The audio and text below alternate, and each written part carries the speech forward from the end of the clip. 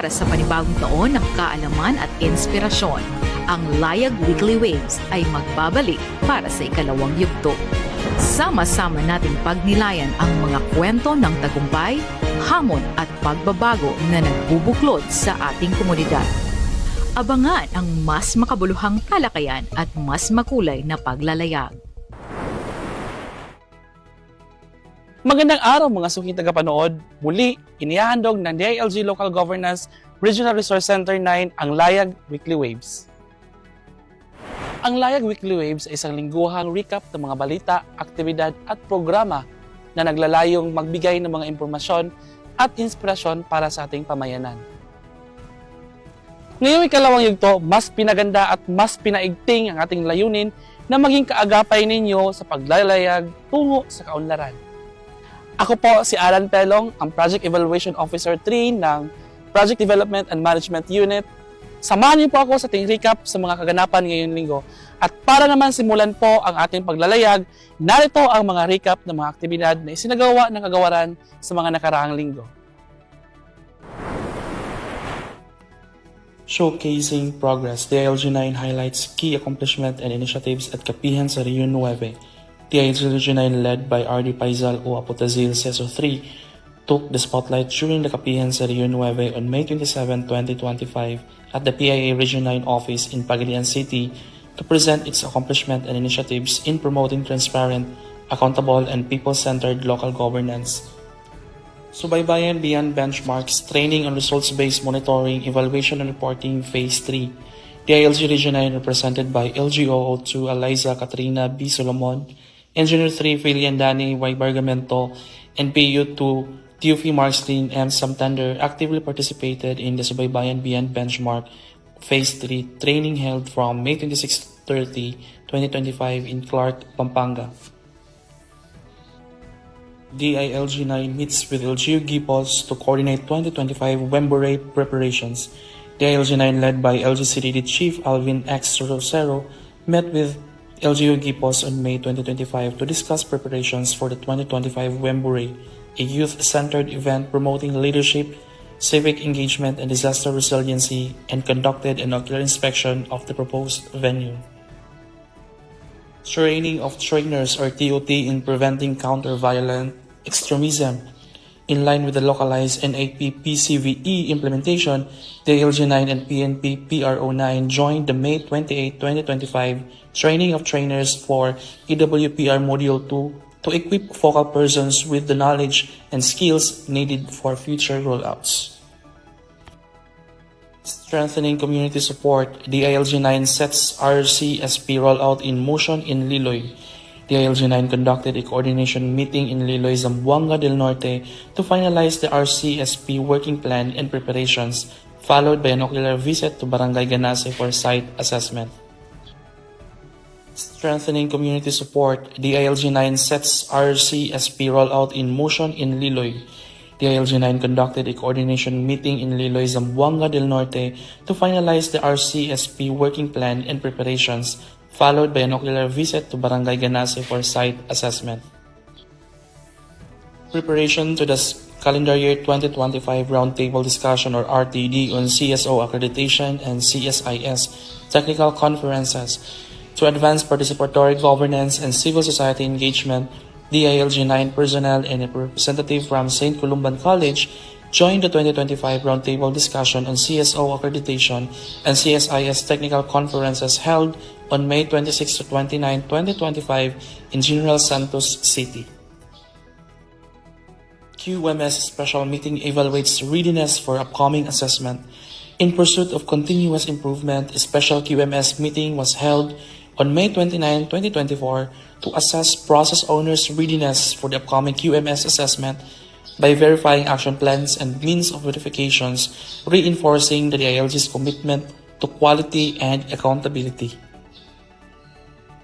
Ngayon naman, ating silipin ang mga aktibidad mula sa iba't ibang bahagi ng rehiyon sa segment na News from the Field.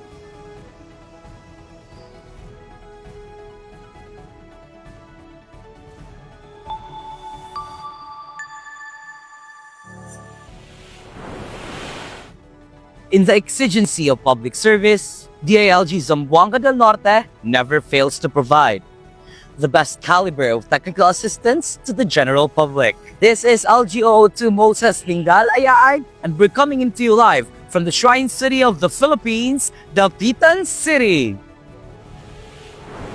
Last May 25, 2025 at Nibang Hotel, Dipolog City, 𝗟𝘆𝗴 𝗪𝗏𝗪 𝗪𝗃𝗧 of the Municipality of Calauit conducted its seminar on gender-responsive and child-friendly Katarungan Barangay rules, retooling of disaster preparedness, and the seal of good local governance for barangays, inviting experts from DILG Zamboanga del Norte to provide technical assistance as resource persons.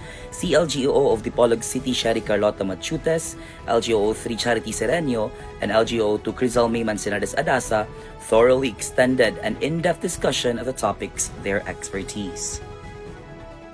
As part of the election tradition, few LGUs of Zamboanga del Norte already conducted the local governance transition team preparatory meetings this week. LGU Sergio Osmeña with MLGO Conrad Capitania, DILG Calauit with MLGO Maria Theresa Alvarez assisted their respective LGUs for a smooth transitory conduct while in preparation for a new administration that will soon promote excellence in local development. LGO03 Charity D. Sereno cordially heed the invitation of LGU Calamba, Misamis Occidental as a resource person during the local climate change action planning seminar workshop of the said LGU. As endorsed by DILG R9 Local Governance Capacity Development Division's Registry of Experts, LGO Sereno provided an in-depth discussion during the workshop, giving emphasis on the importance of action planning while living in an inclusive and resilient community. Iloy Zamboanga del Norte with MLGO Lourdes Teresa Cinco Ducal hosted this year's Capacity Enhancement and Transition Support Program for newly elected officials towards accountable and effective governance conference with all the DILG Zamboanga del Norte's provincial and field officers and staff. This conduct was fully supported by the LGU's re-elected Mayor Roberto Lim Uy, who also renewed his commitment to support the department's initiatives towards a transparent and accountable governance. This conference aimed to prepare all field officers on the do's and don'ts during the transition stages of the recently conducted election 2025.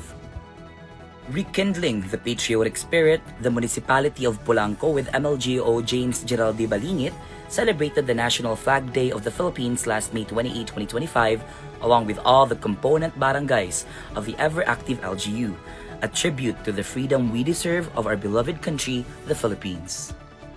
In support to the LGSF Falgu 2023 program, ARD Libot, PD Oliver Umbos, and PDMS engineers of Zamboanga del Norte, Signar and Salaveria heed to the invitation of LGU Pinyan with MLGO Glendale D. Abao in the turnover ceremony of the Senior Citizen Building in Pinyan, Zamboanga del Norte.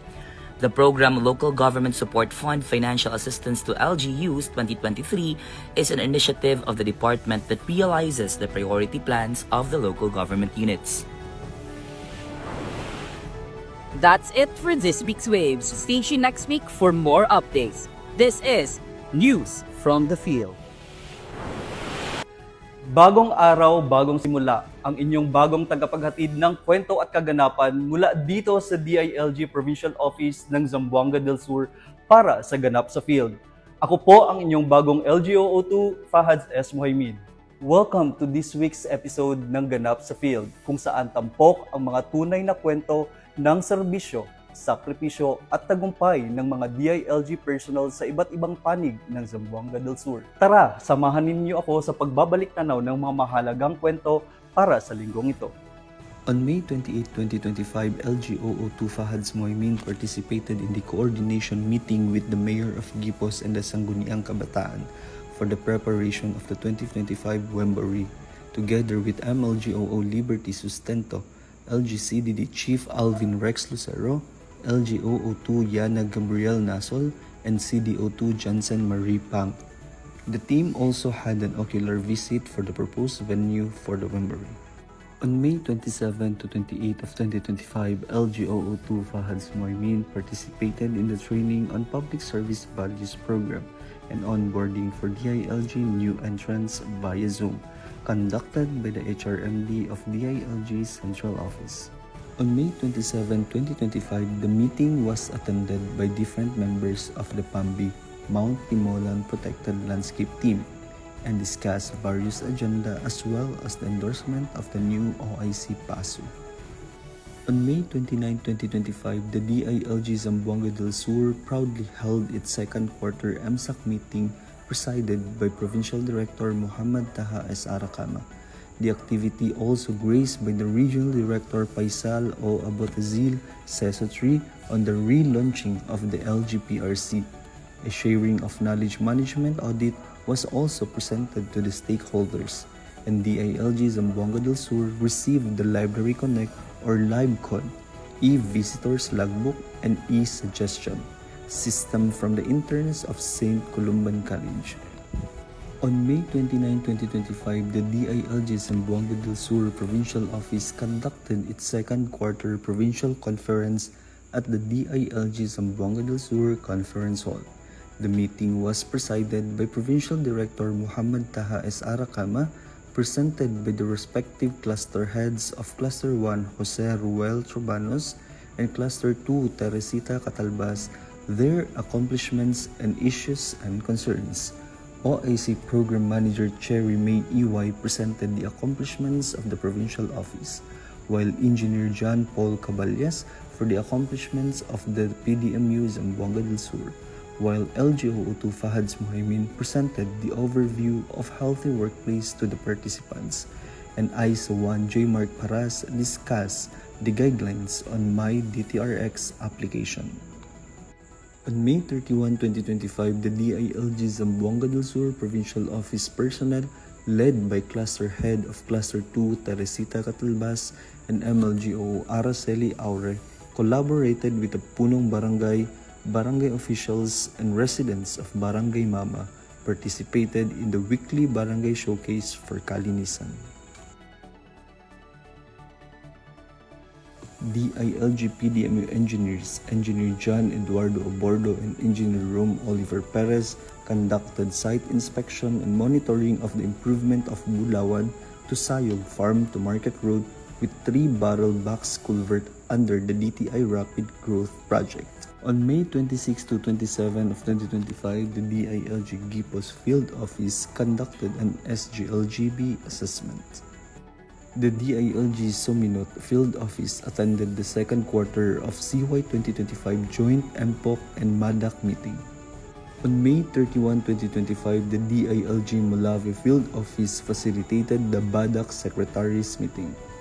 On May 30, 2025, the DILG Vincenzo Sagun Field Office joined the Local Health Board meeting.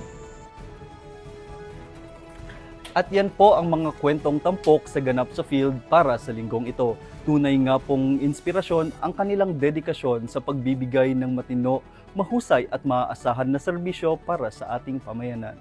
Uli, ako po si Fahads S. Muhaymin para sa ganap sa field ng DILG Provincial Office ng Zamboanga del Sur. Hanggang sa susunod na linggo, tuloy lang ang serbisyo, tuloy lang ang ganap. Laging sumubaybay sa aming Facebook page ang DILG Zamboanga del Sur para sa karagdagang impormasyon. Dahil #ZSUR Pass the Limit.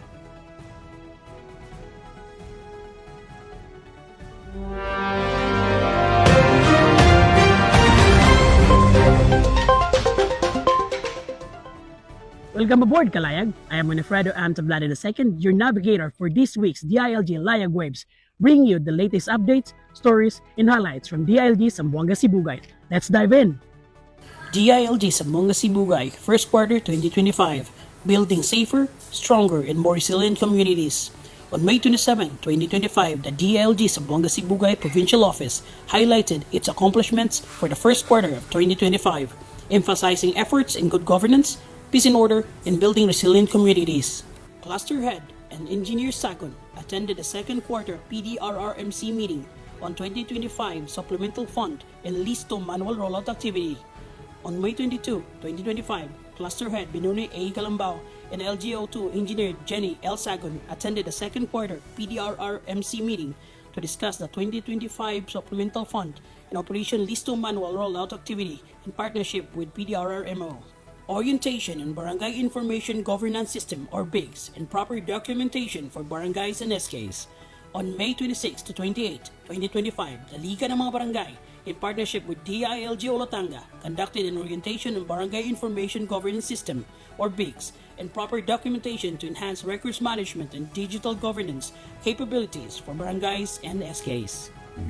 On May 30, 2025, DILG Diplahan awarded 5 outstanding ISKI councils, Manangon, Tinungtongan, Pilar, Natan, and Ginuman for their exemplary performance in the first quarter assessment on youth planning, reporting, and implementation under RA 10742. On May 30, 2025, DILG Diplahan joined an interagency meeting led by the RHU to boost local preparedness and response measures against monkeypox or mpox through unified protocols and barangay-level coordination. Oh, that's a wrap for this week's Layag Waves. Once again, this is 𝗟𝘆𝗴 𝗪𝗃𝗧𝗪 II, signing off.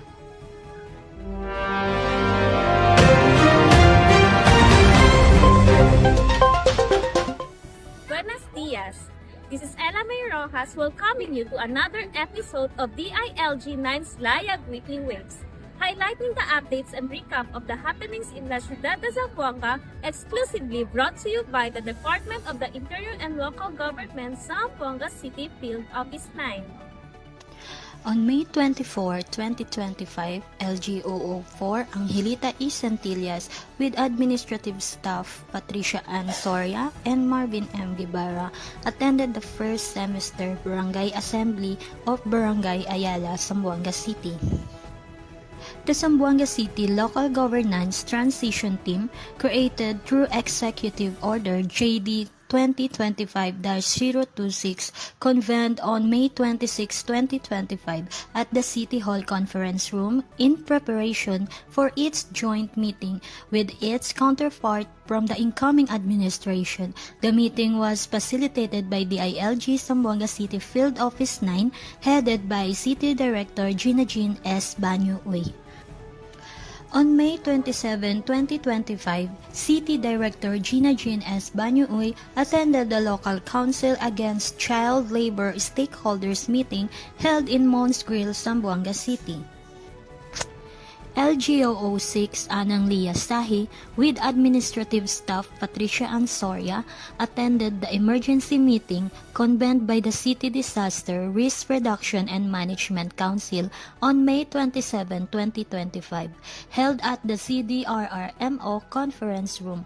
The primary agenda was to discuss strategies and preparedness measures in anticipation of the possible spread of the mpox virus.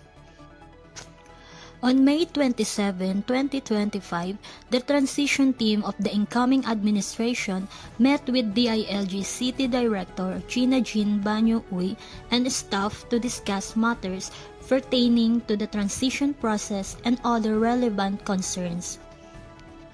On May 27, 2025, LGRRC 𝗟𝘆𝗪𝗪 attended the webinar for the implementation of Listo Sikap Barangays, Komunidad at Punong Barangay in all barangays, Series 1 entitled Introduction to Listo Sikap. On May 29, 2025, administrative staff 𝗪𝘆𝗴 attended the individual compulsory premium reconciliation sponsored by the Government Service Insurance System Zamboanga, conducted at Win Hotel Canilar, Zamboanga City. On May 29, 2025, City Director Gina Jean S. 𝗟𝘆𝗴 and LGRRC 𝗟𝘆𝗪𝗪 Sahi attended the blessing and inauguration of the sports and recreation area at Barangay Sinuno. On May 30, 2025, LGRRC 𝗟𝘆𝗪𝗪 Sahi attended the first semestral Barangay Gender and Development Advocate General Assembly as a resource person, which held at Astoria Plaza Hotel, Zamboanga City. And that concludes another week of Layag Weekly Waves from DILG Zamboanga. This is 𝗟𝘆 𝗪𝗃𝗧 saying thank you for watching and happy weekend! At yan po ang mga balitang hatid namin ngayong linggo. Muli, manatiling nakatutok, makilahok at makialam. Ito ang Layag Weekly Waves, ang inyong kaagapay sa kaalaman at pagbabago. Ito ang Layag Weekly Waves, ang inyong kaagapay sa pagbabago at pag-asenso. Padayon sa paglayag, Rehiyon 9.